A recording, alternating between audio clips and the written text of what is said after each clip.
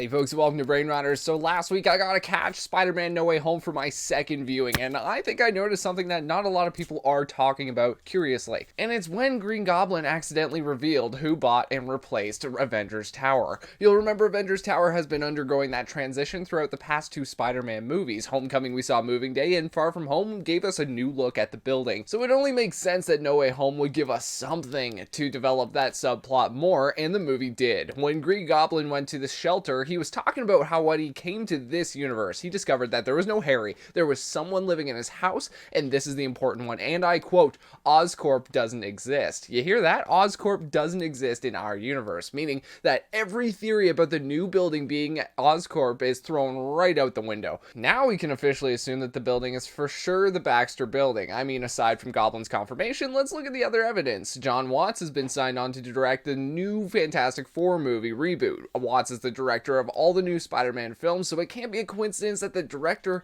who has been laying seeds for the building change is also directing the other upcoming movie where a team of superheroes works out of one of the most iconic buildings in Marvel Comics. Know what I'm saying? Also, Tom Holland recently did talk about how he knows who the new building tenant is, and from that answer, there's no reason to assume Fantastic Four implications unless Tom Holland will have a brief cameo appearance as Spider-Man in the upcoming Fantastic Four movie where he will reunite with John Watts, the director, which I could see being very likely. I mean, the Fantastic Four and Spider-Man have teamed up and starred in their own headline team-up comics many times over the decades. Also, remember when we got that sign in the background of that Far From Home shot where it says, "We are so excited to show you what comes next," and it's pointing to what's supposed to be a number 4. Yes, I know that was leading into Phase 4, but I'm not the only one who thinks it could mean that they can't wait to show us Fantastic Four. Hey, you made it this far, you might as well subscribe if you're new to Brain Rotters, as well as hitting that bell for notifications so you don't miss another video just like this one as well. God bless. Recently, we did get a big rumor as to who the cast of the Fantastic Four could be, or is very likely to be, and it isn't John Krasinski and Emily Blunt playing Reed and Sue. No, it's actually Glenn Howerton as Reed Richards, Kristen Bell as Sue Storm, Chase Stokes as Johnny Storm, and my personal favorite, Seth Rogen as Ben Grimm. Now, I know how it sounds with Seth Rogen playing the Thing. I understand if there is a minor frustration because you know that if Ben Grimm